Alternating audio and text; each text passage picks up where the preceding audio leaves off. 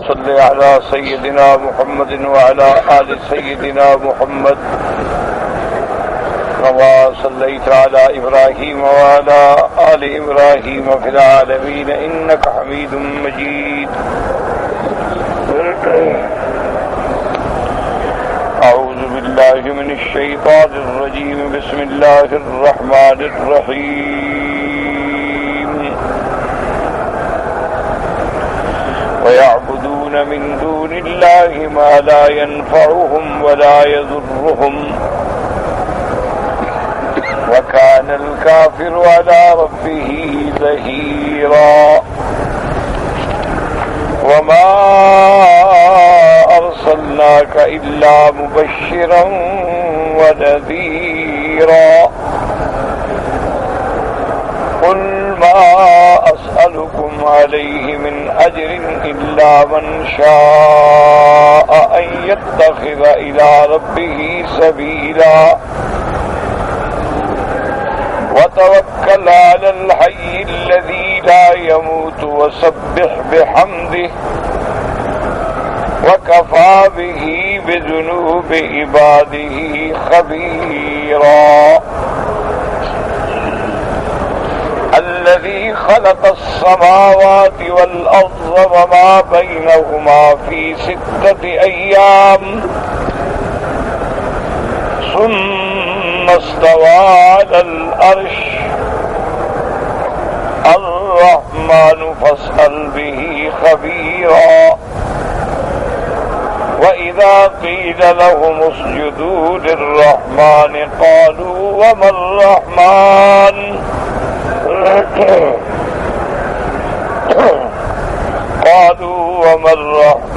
أنسجد لما تأمرنا وزادهم نفورا.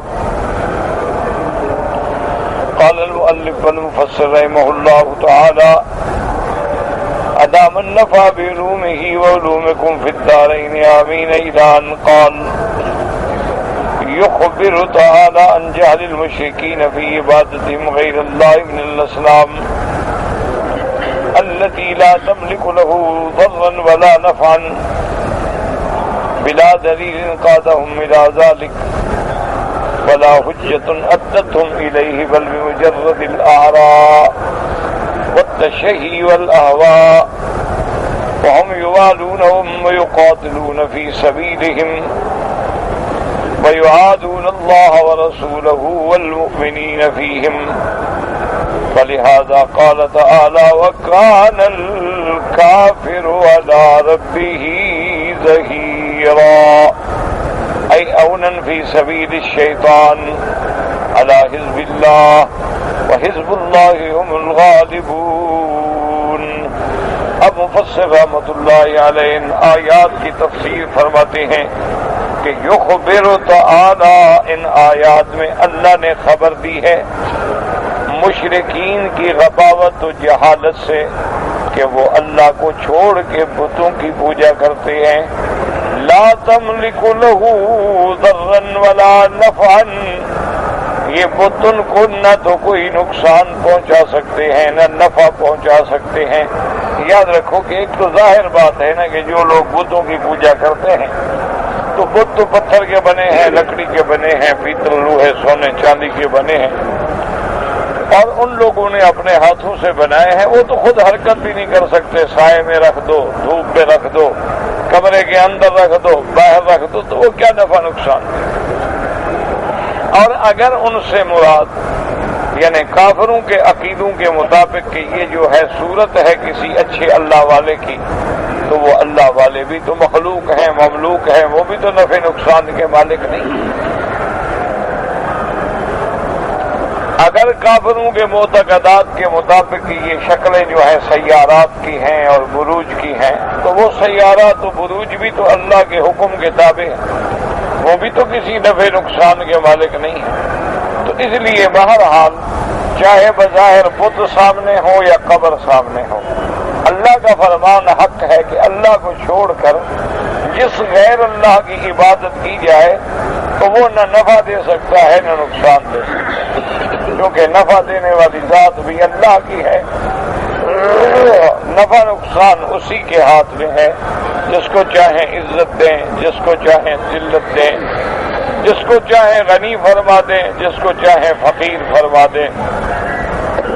تمام اللہ کی مخلوق جو ہے اس کی محتاج ہے، جیسے کہ اللہ نے قرآن پاک میں واضح فرما دیا کہ یا ایھا الناس انتم الفقراء الی اللہ، کہ تم سب اللہ کی طرف محتاج ہو۔ اللہ تبارک و تعالی غنی ہے جس کو کسی کی احتیاج نہیں ہے۔ اس لیے مفسر رحمۃ اللہ علیہ فرماتے ہیں کہ اللہ مشرکین کی جہل کی بات سناتے ہیں کہ دیکھو کیسے جاہل ہے کہ اللہ کو چھوڑ کے بتوں کے آگے کھڑے ہیں، اسی کے آگے منتیں مانتے ہیں، چڑھاوے چڑھاتے ہیں، نظریں دیتے ہیں، سجدے کرتے ہیں،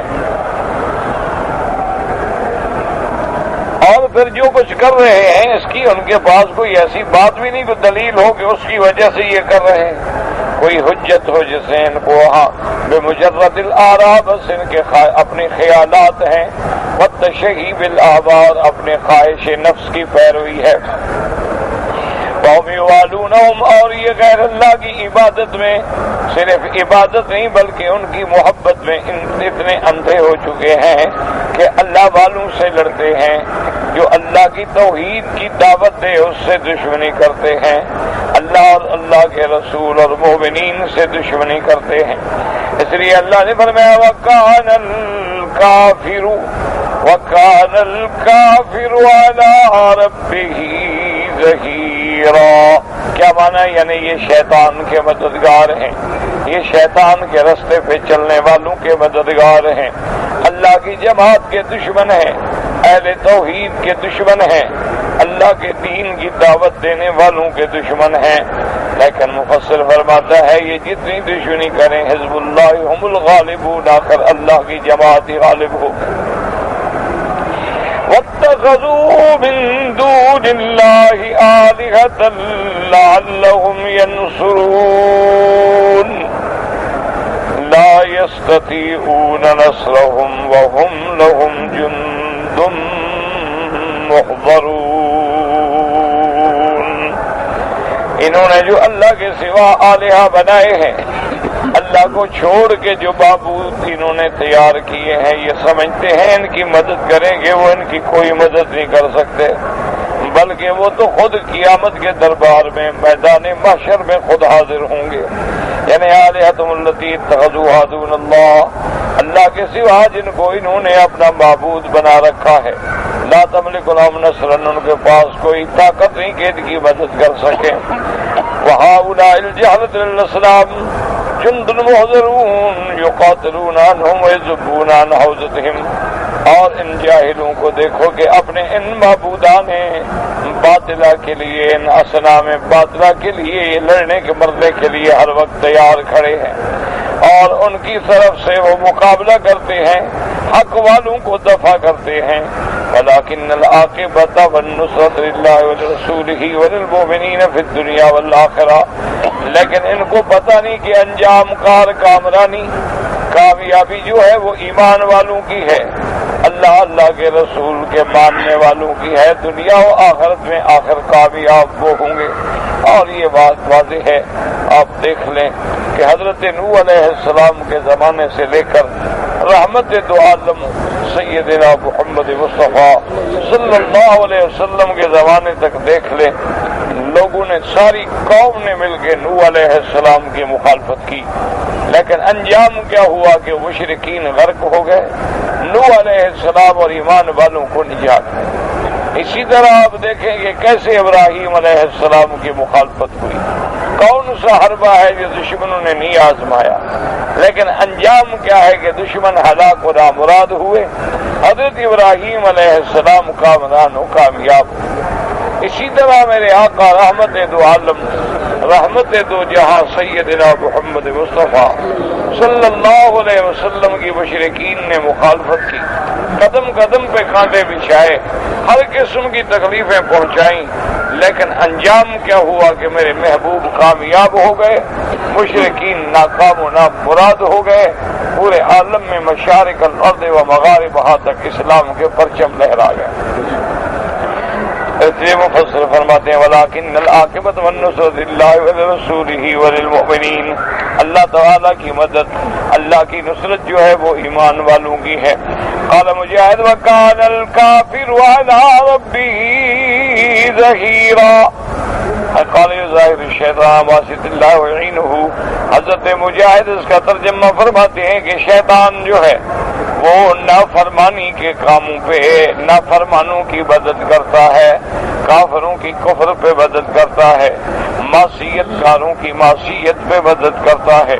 وقال سعید بن جبیر وکان الکافر علی ربہ ظہیرا، قال موالیا، یعنی یہ دشمنوں کا دوست ہے، شیطان کا دوست ہے، اور کافر جو ہے اس کا تعلق جو ہے انہی کے ساتھ ہے جو اللہ کے رسول کے دشمن ہیں۔ ثم قال تعالی رسول صلوات اللہ وسلامہ علیہ، اس کے بعد میرے اللہ نے اپنے پیارے نبی سیدنا محمد مصطفیٰ صلی اللہ علیہ وسلم کو خطاب فرمایا کہ آپ غم نہ کریں، آپ نے اللہ کا دین پہنچا دیا ہے، اپنے آپ کو دعوت دینے والا بنا کے بھیجا، مانیں گے ان کا فائدہ ہے، نہیں مانیں گے خود برباد ہوں گے، آپ کوئی غم نہ کریں، کوئی حزن نہ کریں۔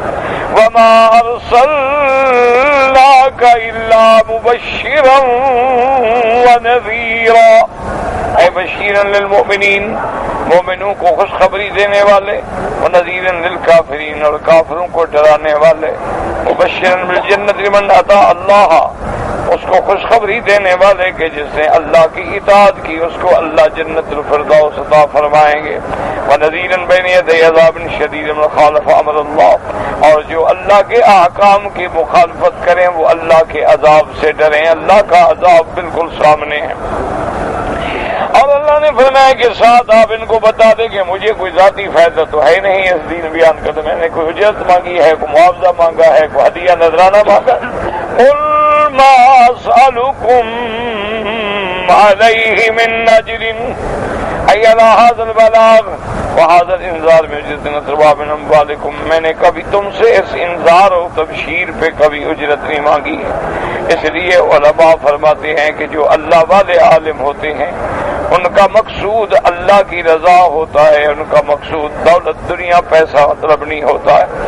اس لیے کہ انبیاء کی سنت یہی ہے وَإِنَّمَا أَفْعَلُ ذَلِكَ ابْتِغَاءَ وَجْهِ اللَّهِ، کہ میں جو دعوت دیتا ہوں محض اس لیے کہ میرا اللہ مجھ پہ راضی ہو جائے، اللہ کا پیغام پہنچا دوں، اللہ کی توحید کی دعوت پہنچا دوں۔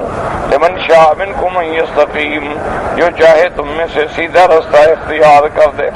اسی طرح فرمائے الا من شاء ان یتخذ الی ربہ سبیلا، اے طریقاً ممسکون جن اقتافیہ واجہ تو ہی، اب جو چاہے اس رستے پر جو میں صراط مستقیم کی طرف دعوت دیتا ہوں، میرا جو مسلک ہے، میرا جو منہج ہے، جو چاہے اس کی اتباع کرے اور پیروی کرے اس چیز کی جو میں لایا ہوں، کیونکہ اگر ایمان لاؤ گے تو تمہارا فائدہ ہے۔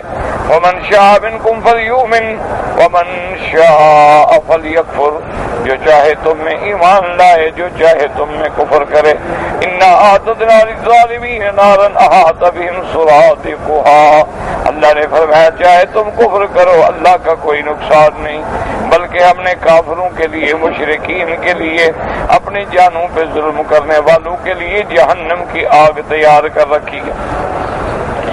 اس لیے فرماتے ہیں الا من شاء، اب اس کے بعد اللہ پاک اپنے پیغمبر کو ہدایت دیتے ہیں کہ میرے محبوب جب آپ اللہ کی توحید بیان کریں گے، اللہ کی توحید کی دعوت دیں گے، اللہ کے رستے کی طرف بلائیں گے، تو لازم بات ہے کہ دشمن بھی پیدا ہوں گے۔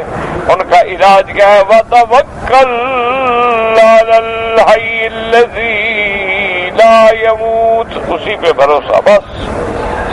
اللہ اکبر، اے فی عمر کلھا کن متوکلن اللہ الحی الذی لا یموت ابدا، اپنے تمام معاملات میں اللہ پہ بھروسہ کریں، اللہ پہ توکل کریں، اللہ پہ آسرا کریں، اور جو بندہ بندوں کو چھوڑ کے اللہ پہ بھروسہ کرتا ہے اللہ اس کے سارے کام بنا دیتے ہیں۔ جیسے اللہ نے فرمایا وَمَن يَتَوَكَّلْ عَلَى اللَّهِ فَهُوَ حَسْبُهُ، جو شخص اللہ پہ توکل کرے اللہ اس کے لیے کافی ہے۔ اور مومنوں کی صفت یہ ہے کہ وعلی اللہ فلیتوکل المؤمنون، اللہ تبارک و تعالیٰ پر ایمان لانے والے اللہ کی ذات پہ ہی توکل کرتے ہیں، اسی کی ذات پہ آسرا کرتے ہیں، اسی کی ذات پہ بھروسہ کرتے ہیں، اسی کو نفع نقصان کا مالک جانتے ہیں، اور وہ ایسی ذات ہے الحی الذی لا یموت ابدا، ایسا زندہ جس پہ کبھی موت نہیں آئے گی، کبھی فنا نہیں آئے گی۔ جب کچھ نہیں تھا تو اس کی ذات موجود تھی، جب سارا عالم فنا ہو جائے گا تو پھر بھی اسی کی ذات موجود ہوگی۔ اس لیے اللہ نے دوسرے مقام پہ فرمایا هو الاول والآخر والظاہر والباطن وهو بكل شيء علیم، اول بھی اسی کی ذات ہے لیس قبلہ شیء، آخر بھی اسی کی ذات ہے لیس بعدہ شیء، الدائم الباقی جو ہمیشہ رہنے والی، السرمدی الابدی ہمیشہ جس کی ذات ہے، الحی القیوم جو زندہ اور تھامنے والا، رب کل شیء و ملیکہ سب کا رب ہے، سب کا مالک ہے، اجعل ذخرک ملجاگا، آپ بھی اسی کو اپنا پناہ بنائیں، اسی کو اپنا ملجا بنائیں، وہو الذی یتوکل علیہ ویفزع الیہ، اسی کی ذات ہے جس پہ بھروسہ کیا جاتا ہے اور جس پہ پریشانی کی حالت میں آدمی رجوع کرتا ہے، فإنہ کافیک وناصرک ومؤیدک ومظفرک، وہی ذات تمہیں کافی ہے، وہی ذات تمہاری مدد کرنے والی، وہی ذات تمہاری تائید کرنے والی، وہی ذات تمہاری امداد کرنے والی ہے، کما قال تعالی یا ایھا الرسول بلغ ما انزل الیک من ربک فإن لم تفعل فما بلغت رسالتہ واللہ یعصمک من الناس، اللہ نے فرمایا میرے رسول آپ پہنچائیں جو ہم نے آپ کی طرف اتارا ہے، آپ غم نہ کریں، ہم آپ کی حفاظت کریں۔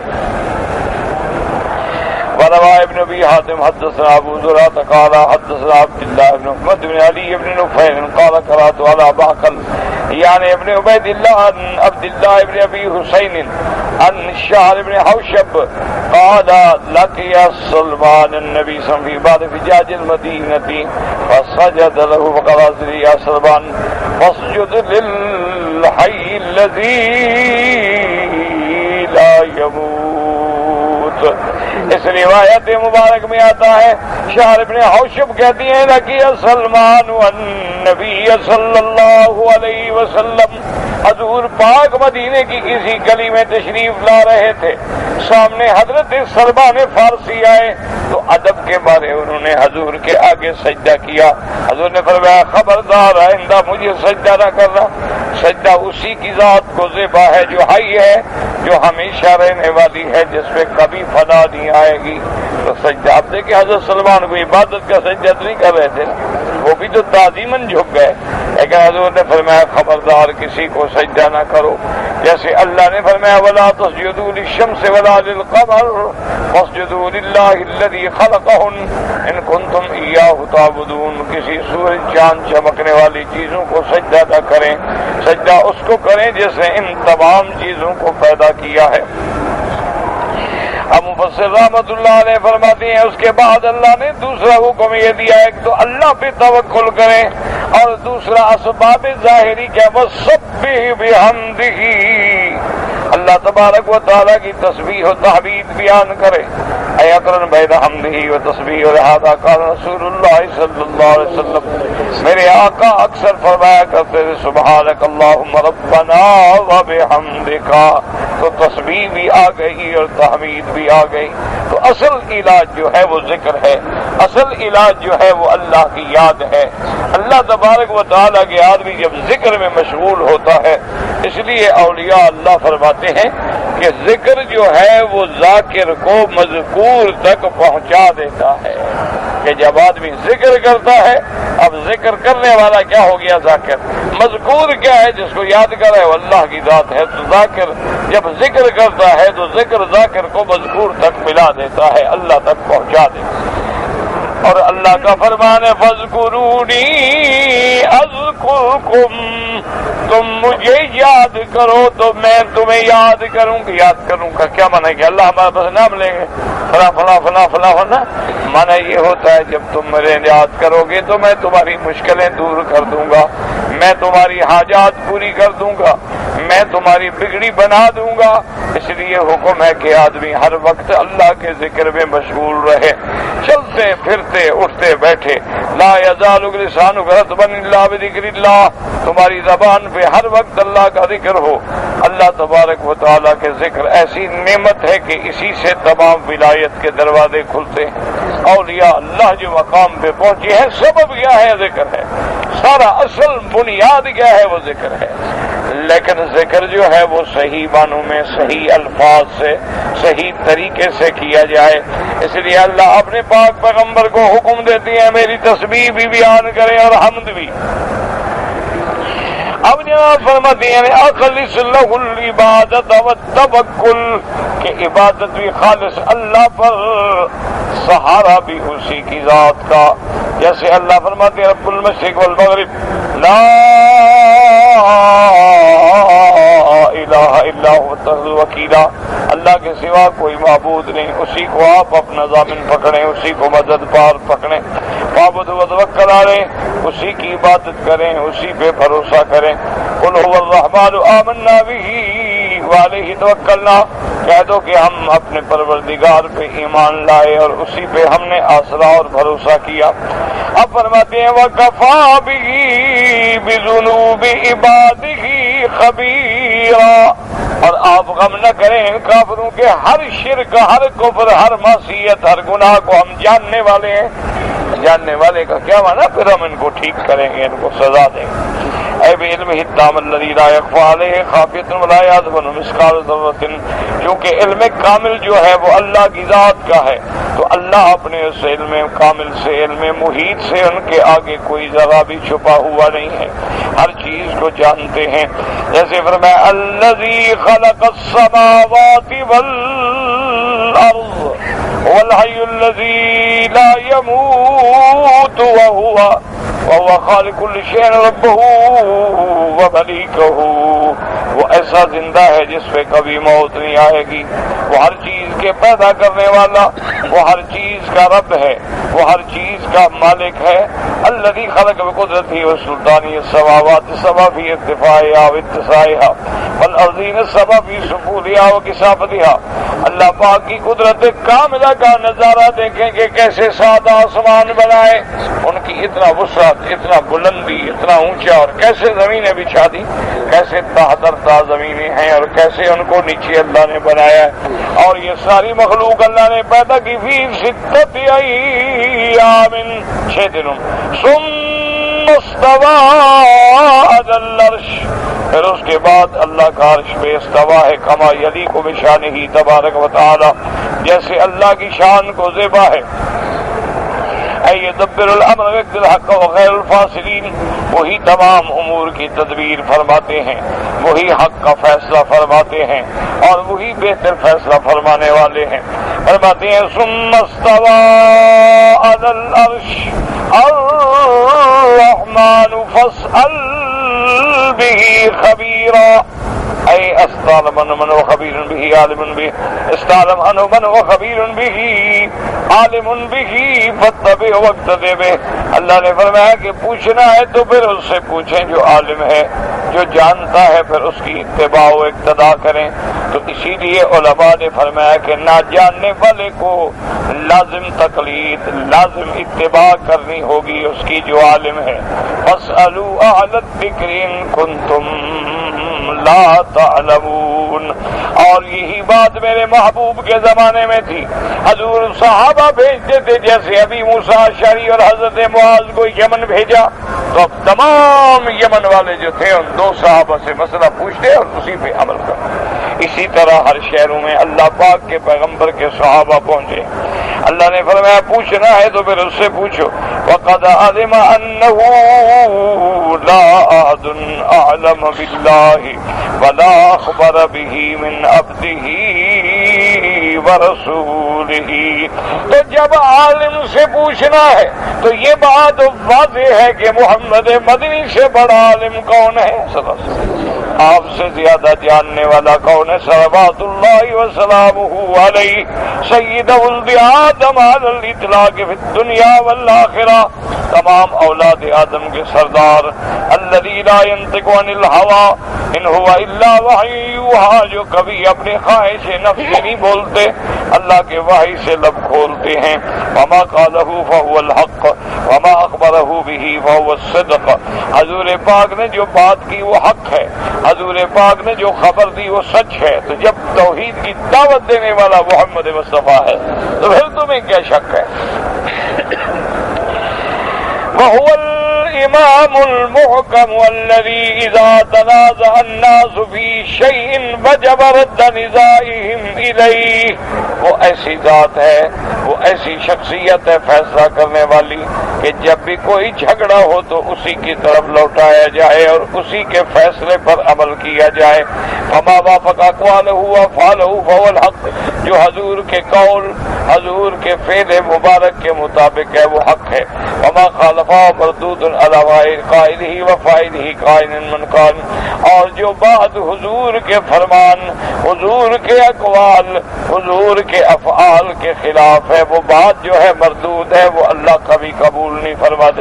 وَإِن تَنَازَعْتُمْ فِي شَيْءٍ فَرُدُّوهُ إِلَى اللَّهِ، کہ اگر جھگڑا ہو تو اللہ رسول کی طرف آؤ۔ وقال تعالی مختص به من شيء فحكمه الى الله، اگر تمہارا کسی چیز میں اختلاف ہے تو اس کا فیصلہ اللہ کے پاس ہے، اور اللہ کا فیصلہ بتلانے والے کون ہوں گے؟ حضرت محمد الرسول اللہ، اور میرے مدنی کا فیصلہ بتلانے والے کون ہوں گے؟ اصحاب رسول اللہ۔ اسی طرح پھر فقہاء علماء نمبر، کیونکہ براہ راست ہم اللہ سے نہیں پوچھ سکتے، اللہ کا فیصلہ حضور فرمائیں گے، حضور بتلائیں گے، اور حضور کا بتلایا ہوا صحابہ بتلائیں گے، صحابہ کا بتلایا ہوا تابعین بتلائیں گے، اسی طرح کڑی چلے گی قیامت تک۔ اسی لیے اللہ پاک نے فرمایا وَتَمَّتْ كَلِمَةُ رَبِّكَ صِدْقًا وَعَدْلًا، اللہ کا حکم صدقاً فی الاخبار، جو خبر ہے وہ سچی، وعدلاً فی الاوامر والنواہی، اور جو اوامر ہیں جو نواہی ہیں جو حکم ہے وہ عدل ہیں۔ وَلِهَذَا قَالَ فَاسْأَلْ بِهِ خَبِيرًا، اگر پوچھنا ہے تو اس سے پوچھیں جو جاننے والا ہے۔ اور توحید کا مسئلہ اللہ پاک کے نبی حضرت محمد مصطفیٰ صلی اللہ علیہ وسلم سے زیادہ جاننے والا کون ہے؟ جیسے حضرت مجاہد فرماتے ہیں فَاسْأَلْ بِهِ خَبِيرًا قَالَ مَا أَخْبَرْتُكَ مِنْ شَيْءٍ فَهُوَ كَمَا أَخْبَرْتُكَ وَكَذَا قَالَ ابن جُرَيْجٍ، حضرت مجاہد فرماتے ہیں اس کا معنی یہ ہے کہ میں نے جو تم کو خبر دی ہے وہ اسی طرح ہے جیسے خبر دی ہے، اس میں کوئی زیادتی نہیں، کمی نہیں۔ وقال شبنتی فی قول خبیر هذا القرآن خبیر به، انہوں نے کہا خبیر سے پوچھنے کا معنی یہ ہے کہ قرآن کی طرف رجوع کرو کہ اللہ نے قرآن میں ہر چیز بیان کر دی ہے۔ ثم قال تعالی منکرا المشرکین الذین یسجدون لغیر اللہ من الاصنام والانداد، اس کے بعد اللہ نے مشرکین کافرین جو اللہ کو چھوڑ کے غیروں کی اصنام کی انداد کی امثال کی عبادت کرتے ہیں ان کے بارے میں فرمایا اذا قیل اسجدوا للرحمن قالوا الرحمن، جب ان کو کہا جاتا ہے کہ رحمان کے آگے جھک جاؤ کہتے ہیں رحمان کون ہے؟ ہم تو نہیں جانتے، ہم تو اللہ کو جانتے ہیں، رحمان تو ہم جانتے ہیں۔ ای لا نعرف الرحمن وكانوا ينكرون اسم الله باسمه الرحمن كما انكروا ذلك يوم الحديبية حين قال النبي صلى الله عليه وسلم للكاتب اكتب بسم الله الرحمن الرحيم وقالوا لا نعرف الرحمن ولا الرحيم ولكن اكتب كما كنت تكتب اسمك اللهم۔ اس لیے مفسر رحمت اللہ علیہ فرماتی ہیں کہ جب صلح حدیبیہ ہو رہی تھی اور میرے محبوب رحمت دو عالم سیدنا محمد مصطفیٰ صلی اللہ علیہ وسلم نے ارشاد فرمایا کاتب کو کہ اکتب بسم اللہ الرحمن الرحیم، جب حضور نے فرمایا تو کافر کہنے لگے کہ یا رسول اللہ ہم نہیں جانتے رحمان رحیم کون ہے، ہم تو نہیں جانتے، اس اسی طرح لکھیں بھی اس میں کہا اللہم، تو اللہ کے نام کے ساتھ لکھیں رحمان رحیم ہم جو ہے نہیں مانتے، یعنی وہ انکار کرتے تھے اللہ کی اسماء و صفات سے۔ اور اس کے بعد پھر اللہ تبارک و تعالیٰ نے قرآن پاک میں آیات مبارک اتاری، قُلِ ادْعُوا اللَّهَ أَوِ ادْعُوا الرَّحْمَٰنَ، یا اللہ یا رحمان، جس نام سے پکارو اللہ کے نام ہے۔ قُلِ ادْعُوا اللَّهَ أَوِ ادْعُوا الرَّحْمَٰنَ أَيَّمَّا تَدْعُوا فَلَهُ الْأَسْمَاءُ الْحُسْنَىٰ، اے هو اللہ وهو الرحمن، اسی کا اسم اعظم اللہ ہے، اسی کے صفاتی نام جو ہے رحمان بھی ہے رحیم بھی ہے۔ اس لیے فرمایا فی اراکین مسجد الرحمان قالوا الرحمن اے لا نعرف ولا نقر به، مشرکین کہنے لگے کہ یا محمد صلی اللہ علیہ وسلم ہم تو نہیں جانتے کہ رحمان کون ہے، نہ ہم سجدہ کریں گے نہ ہم رحمان کو مانیں گے۔ انسجد لما تأمرنا، کیا جس کے بارے میں آپ کہتے جائیں، کبھی کہتے ہیں اللہ کو سجدہ کرو، کبھی کہتے ہو رحمان کو سجدہ کرو، وہ بدبخت رحمان بھی تو اسی کی صفت ہے۔ وزادہم نفورا، دور بھاگتے ہیں۔ فاما المؤمن والنبی یعبدون اللہ الذی هو الرحمن الرحیم یفردون بالالہیہ یسجدون لہ، البتہ مومن جو ہے وہ اللہ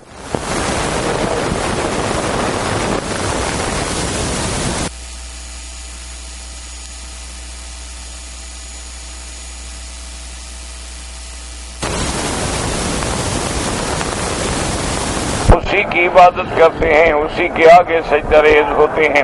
وقد اتفق العلماء رحمۃ اللہ علیہ حدیث صدتی الرکان مشروع السجود عند حال قاریہا وسلمہا کما هو مقرر فی موضع واللہ سبحانہ وتعالی عالم۔ اس میں اتفاق ہے علماء کا، اس آیت مبارک میں، یہ جو آیت ہے اس پہ سجدہ ہے تلاوت کا، لہذا پڑھنے والا بھی اور سننے والا بھی آپ سب حضرات بعد میں سجدہ کر لیں، ضروری نہیں ہوتا اسی وقت کر لیں، بعد میں بھی کر سکتے ہیں جب یاد آئے۔ تو بہرحال اس آیت پہ سجدہ تلاوت ہے اور یہ سجدہ کرنا ضروری ہے، واللہ اعلم۔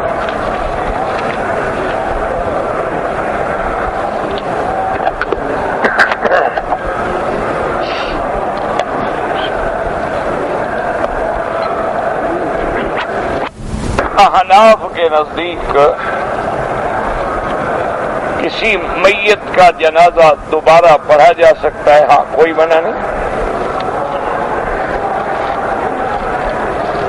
کسی کے نزدیک بھی منع نہیں ہے، جیسے کہ صحیح حدیث مبارک میں آتا ہے کہ ایک بوڑھی عورت تھی، وہ مسجد نبوی میں جھاڑو دیا کرتی تھی، تو وہ بیچاری بیمار ہو گئی، تو حضور صلی اللہ علیہ وسلم نے صحابہ سے فرمایا کہ یہ بوڑھی جب فوت ہو جائے تو مجھے خبر کیجیے گا تاکہ میں اس کا جنازہ پڑھاؤں گا۔ اللہ کی شان ہے، وہ بیچاری رات کو مر گئی۔ تو صحابہ نے سوچا کہ اب رات کو ہم جا کے حضور کو جگائیں اور اٹھائیں اور حضور کے آرام میں خلل ڈالیں، حکم ہے جنازہ پڑھنے کا، ہم جنازہ پڑھ کے دفن کر دیتے ہیں۔ تو صحابہ نے جنازہ پڑھا اور اس کو دفن کر دیا۔ حضور صلی اللہ علیہ وسلم صبح کی نماز کے بعد آپ نے پوچھا کہ وہ اس بوڑھیا کا کیا ہوا بھائی؟ انہوں نے کہا یا رسول اللہ وہ تو فوت ہو گئی۔ حضور نے محسوس فرمایا اللہ اذنتمونی، تم لوگوں نے مجھے خبردار کیوں نہیں کیا؟ جب میں نے کہہ دیا تھا کہ مجھے خبر دی جائے تو کیوں نہیں؟ انہوں نے کہا رسول اللہ آپ کے آرام کو سامنے رکھا کہ رات کا وقت تھا اور الحمدللہ جماعت موجود تھی، ہم نے جنازہ پڑھ لیا، تو آپ نے فرمایا دلونی علی قبرہا، چلو میرے ساتھ مجھے اس کی قبر دکھاؤ۔ تو صحابہ ساتھ آئے، انہوں نے قبر دکھائی، تو پھر حضور پاک نے قبر پہ جنازہ پڑھا۔ تو اب پہلے بھی جنازہ ہو چکا تھا، لیکن دوبارہ بھی حضور صلی اللہ علیہ وسلم نے قبر پہ جنازہ پڑھ لیا۔ تو اس لیے علماء فرماتے ہیں کہ اگر متعدد جنازہ ہو جائے تو کوئی حرج نہیں۔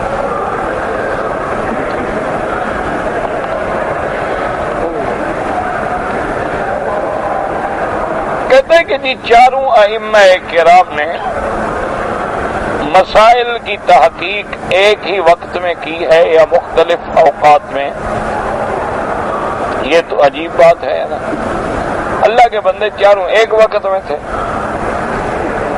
کوئی کب پیدا ہوا، کوئی کب پیدا ہوا، کوئی کب پیدا ہوا، اپنے اپنے دور میں آ کے انہوں نے دین کا کام کیا، تحقیق کا کام کیا۔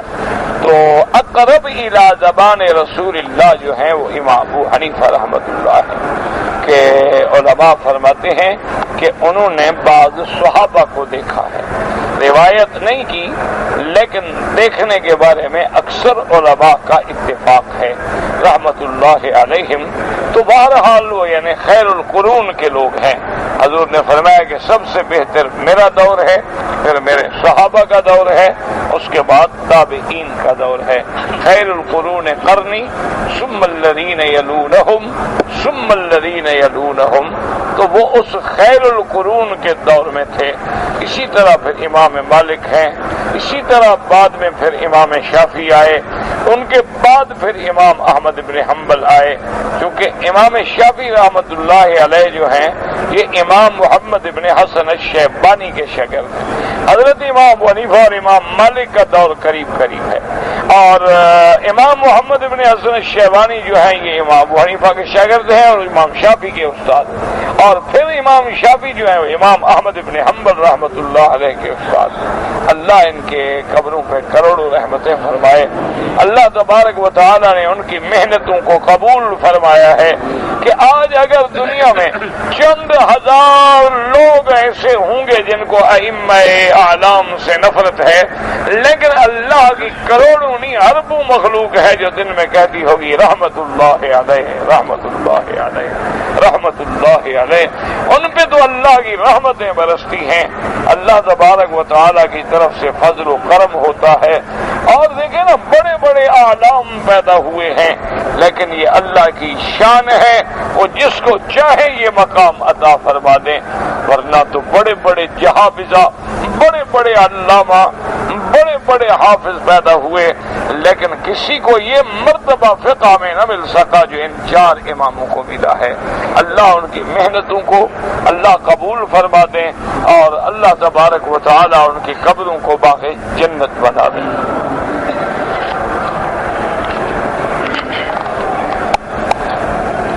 یہ میرا بھائی اصل میں یاد رکھا کرو، یہ خدشات ہیں نا جو دشمن پیدا کرتے ہیں۔ شیخ الاسلام ابن القیم رحمت اللہ علیہ نے لکھا ہے کہ شیطان ابلیس جو ہے وہ لوگوں کو گمراہ کرنے کے سب سے بڑے دو راستے ہیں۔ شیخ الاسلام ابن القیم بہت بڑا آدمی رحمت اللہ علیہ، انہوں نے لکھا ہے کہ شیطان جب انسانوں کو گمراہ کرتا ہے تو اس کے گمراہ کرنے کے بنیادی راستے جو ہے نا، مین گیٹ جو ہے یوں سمجھو وہ دو ہے، آگے چھوٹے چھوٹے تو بہت دروازے ہیں۔ وہ دو بڑے راستے کیا ہیں؟ فرمایا ایک ہے شہوات اور ایک ہے شبہات۔ یا تو بندے کو شہوات میں مبتلا کر دیتا ہے، کبھی کھانے کی شہوت، پینے کی شہوت، زنا کی شہوت، عورت کی شہوت، لڑکوں کی شہوت، کپڑے کی شہوت، دولت کی شہوت مانا خواہش، شہوت مانا اشتہا مانا خواہش، اس کے ذریعے گمراہ کرتا ہے۔ یا یہ ہوتا ہے کہ لوگوں کے دلوں میں شبہات ڈال دیتا ہے، شبہ آ گیا دماغ میں، شک پڑ گیا، اور یہ شک ایسی بلا ہے کہ جب آیا نا تو بندہ پٹڑی سے ہٹ جاتا ہے، متزلزل ہو جاتا ہے، متذبذب ہو جاتا ہے، اب گھبرا۔ اب جیسے مثلا اس نے شبہ ڈال دیا، انہوں نے کہا کہ بھائی ٹھیک ہے قرآن تو اللہ نے اتارا ہے، لیکن حدیث مبارک تو اللہ نے نہیں اتاری، یہ تو نبی کا فرمان ہے۔ اور پھر حضور کے زمانے میں حدیث جمع نہیں کی گئی، لکھی نہیں گئی، تدوین نہیں، ترتیب نہیں، 250 سال بعد یہ کام شروع ہوا ہے۔ کوئی عقل کی بات ہے کہ 250 سال تک لوگوں کو بات یاد رہی،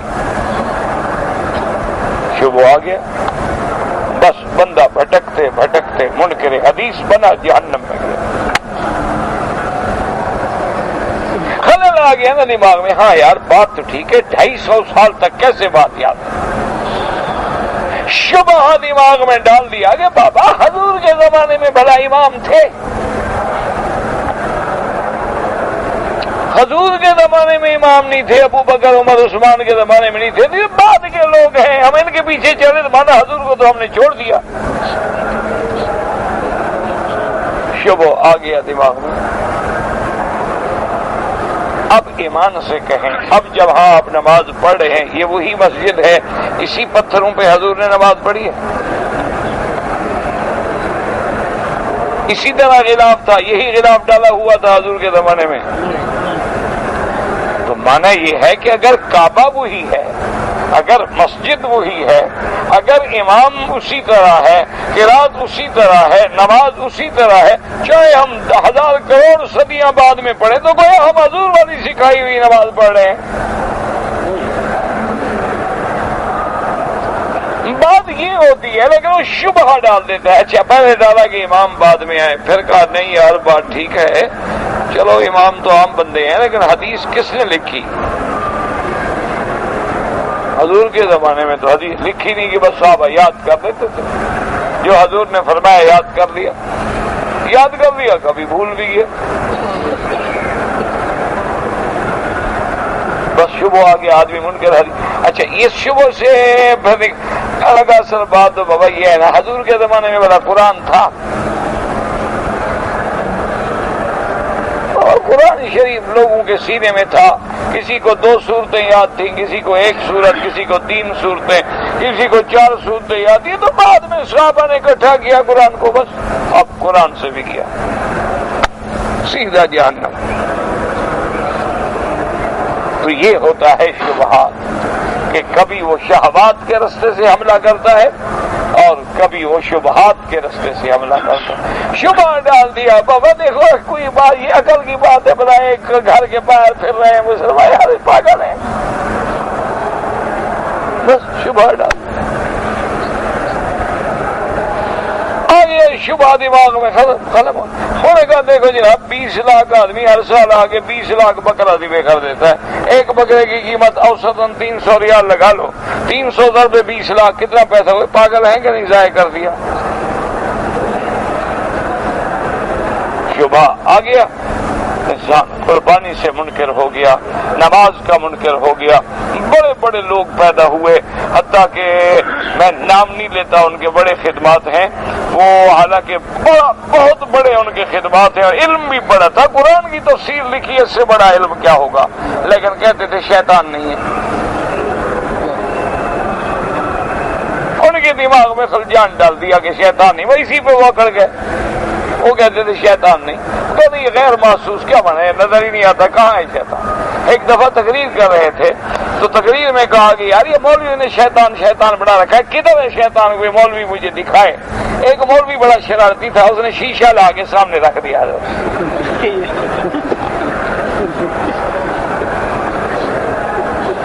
اب جو دیکھا نا شیشہ تو کہا ہاں یہ ٹھیک ہے چلو میں بھی شیطان ہوں، لیکن میں تو 14ویں صدی کے شیطان ہوں، میں آدم والا شیطان ڈھونڈ رہا ہوں۔ میں جس شیطان کا اس نے کہا انکار کر رہا ہوں جو آدم کے زمانے میں تھا، 14ویں صدی کا تو میں ہوں۔ وہ کھڑا ہو گیا مولوی صاحب، اس نے کہا جناب آدم کی اولاد ہیں ہم کے نہیں؟ ان کا ہیں۔ انہوں نے کہا تو ہم، میرا باپ اس کا باپ اس کا آدم تک پہنچے، آپ بھی شیطان تک پہنچ جائیں گے، اس کی اولاد ہیں آپ، جیسے ہم آدم تک پہنچ جائیں گے آپ اسی طرح ابلیس ابن ابلیس ابن ابلیس ابن ابلیس شیطان تک پہنچ جاؤ گے۔ تو اب یہ کیا ہے؟ وہی شبہات ڈال دیا، بندہ برباد ہو گیا۔ انسان کو یہ چاہیے کہ اللہ پہ، اللہ کے رسول پہ ایمان رکھے، جیسے کہ اللہ کا حکم ہے کہ کہ اللہ کی اطاعت کرو، اللہ کے رسول کی اطاعت کرو۔ اولو الامر دو ہوتے ہیں، دنیاوی معاملہ ہو تو حاکم، بادشاہ، گورنر، یہ اولو الامر ہوتے ہیں۔ دین کا معاملہ ہو تو علماء، مفتیان کرام، یہ اولو الامر ہوتے ہیں، وہ ہمیں احکام بتائیں گے تو ہمیں ان کی اطاعت کرنی ہے۔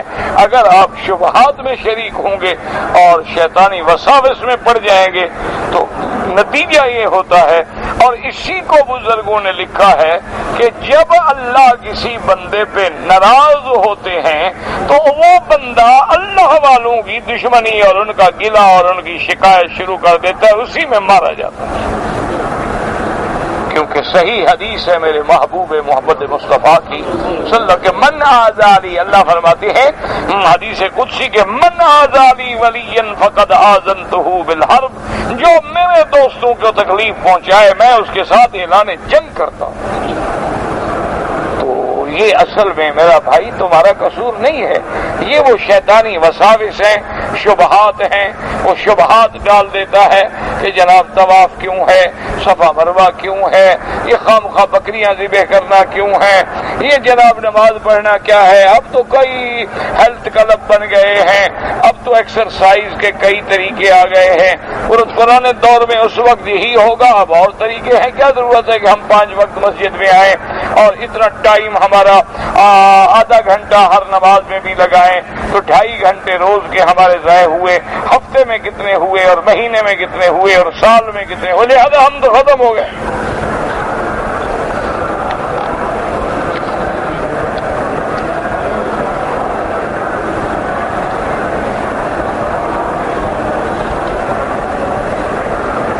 کہتے جی کہ جب بندہ پیدا ہوتا ہے تو ہم نے یہ پڑھا ہے اور سنا ہے کہ اس کا سب کچھ اللہ لکھ دیتے ہیں کہ یہ بندہ کیسا ہوگا، شقی ہوگا، سعید ہوگا، عمر کتنی ہوگی، مومن ہوگا، کافر ہوگا۔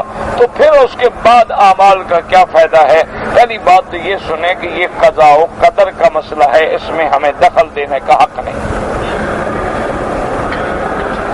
نمبر 2، اگر آپ نے واقعی اپنا دماغ خراب کرنا ہی ہے تو ایک موٹی سی بات سمجھ لیں کہ اللہ نے وہی لکھا ہے جو تم نے کرنا تھا، وہ جانتے تھے کہ تم بڑے ہوگے یہ کرو گے، اس لیے لکھ دیا۔ یہ نہیں کہ تمہیں جبر کر دیا ہے کہ جو میں نے لکھا ہے بن جاؤ۔ سمجھ آ گئی ہے بات کہ نہیں؟ دیکھیں نا، اب گاڑی پہ لکھا ہے کہ 180 کلومیٹر، یعنی آپ اس کو 180 تک دوڑا سکتے ہیں۔ اب اس کا معنی یہی ہے کہ جب تک سوئی 180 تک نہ پہنچے اس وقت تک آرام نہ کرو، پھر انشاءاللہ روز اللہ کی رحمت سے ایکسیڈنٹ ہوں گے، کبھی یہ سائڈ ٹوٹے گی، کبھی یہ ٹوٹے گی، کبھی ٹانگ ٹوٹے گی، کبھی گردن بھی امان اللہ ہوگی۔ کہو جی لکھ جو دیا ہے، لہذا لکھا ہوا تھا، میں نے تو لکھے پہ پہنچنا تھا نا۔ یہ بات نہیں ہوتی۔ اللہ علام الغیوب ہے، وہ جانتے تھے کہ یہ بندہ پیدا ہونے کے بعد کافر کفر کرے گا، ایمان لائے گا، نیک عمل کرے گا، برے کرے گا۔ کرنے ہم نے ہیں، چونکہ ان کا علم محیط ہے، وہ ہمارے کرنے سے بھی پہلے جانتے ہیں، لکھ دیا۔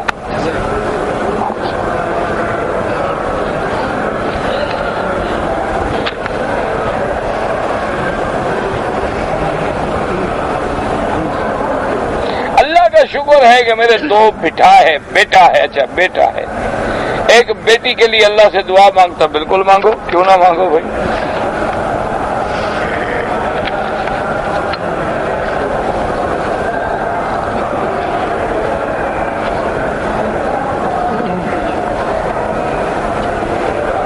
الحمدللہ میں نماز بھی پابندی سے پڑھتا ہوں، تہجد بھی پڑھتا ہوں، دین کی دعوت بھی دیتا ہوں، تبلیغ بھی کرتا ہوں، لیکن کبھی کبھی گناہ صغیرہ کا ارتکاب ہو جاتا ہے تو پھر میں بڑا گھبرا جاتا ہوں، مایوس ہو جاتا ہوں کہ اس کا مطلب ہے کہ میرے دل میں ابھی تک اللہ کا پورا ڈر نہیں ہے، ورنہ یہ چھوٹا گناہ بھی نہ ہوتا۔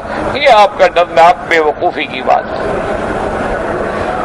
یہ تو اگر اسی طرح ہر آدمی ڈرتا رہے، لوہار ڈرے کہ اگر چنگاری آ گئی تو کپڑے جل جائیں گے، لہذا کام ہی چھوڑ دو۔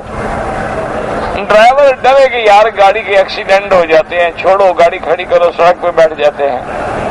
ہوائی جہاز والا ڈرے کہ جناب گر بھی تو جاتا ہے نا، پھر کیسے زندگی کیسے چلے گی؟ یہی تو زندگی ہے کہ ہم سے خطا بھی ہو، گناہ بھی ہو، اور اس پہ ہمیں جو ڈر پیدا ہو رہا ہے، یہی تو ایمان ہے۔ خیر الخطائین التوابون، حضور نے فرمایا کہ سب سے بہتر وہ لوگ ہیں جو گناہ کریں لیکن توبہ کریں۔ اگر ہم گناہ نہ کریں، اللہ مغفرت کس کی کرے گا؟ علامہ غزالی نے تو بڑی اچھی بات لکھی، انہوں نے کہا گناہ جو ہے نا یہ بھی ایک حکمت ہے۔ انہوں نے کہا اگر چور نہ ہو تو تالے کب بکیں گے؟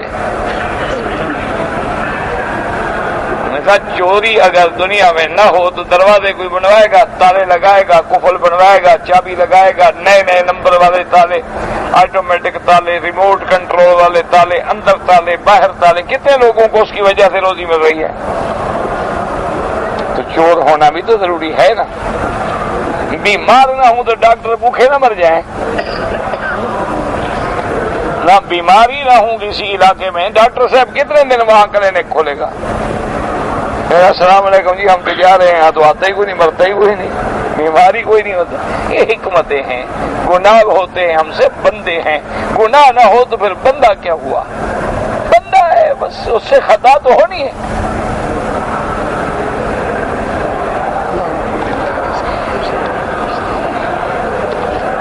خون نہیں ملتا تو یہی جو فکر ہے نا تمہیں، یہی دلیل ایمان ہے، اور علاج یہ ہے کہ کسی اللہ والے کی صحبت اختیار کرو۔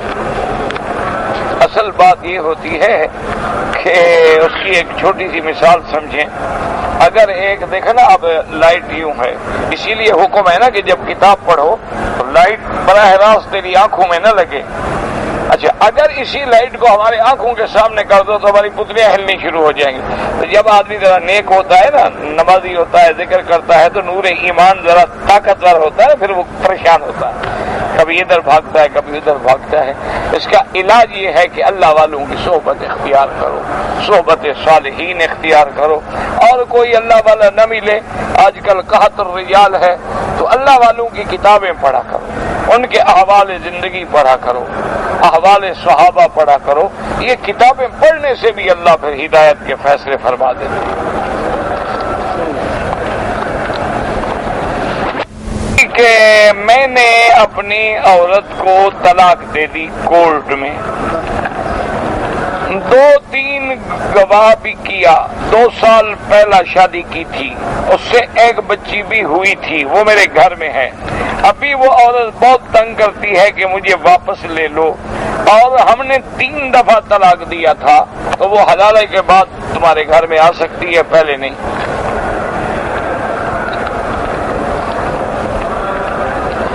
میں نے بیٹے کا نام عماد رکھا ہے، عباد اللہ، اور بیٹی کا بشرا، اچھا نام ہے، باقی جب نام رکھا جائے تو مانا نہیں کیا جاتا۔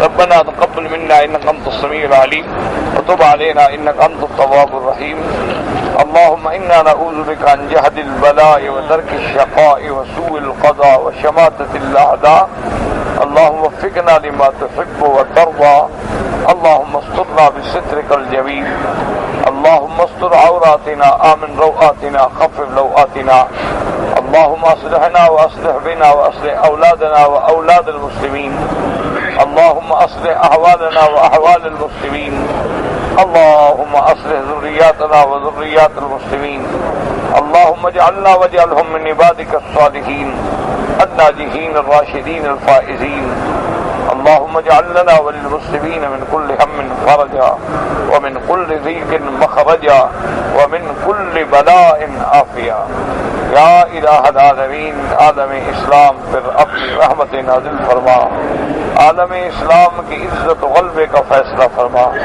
پورے عالم میں ہدایت کی فضا پیدا فرما، یا اللہ پورے عالم میں ہدایت کی ہوائیں چلا دے، ہر کلمے پڑھنے والے کو دین کا داعی بنا دے، یا الہ العالمین بیماروں کو شفا عطا فرما، بے حیاؤں کو حیا عطا فرما، بے دینوں کو دین عطا فرما، بے اولادوں کو اولاد عطا فرما، جن کی اولادیں ہیں ان کو صالح بنا، بے روزگاروں کو روزگار عطا فرما، قرض داروں کے قرض عطا فرما۔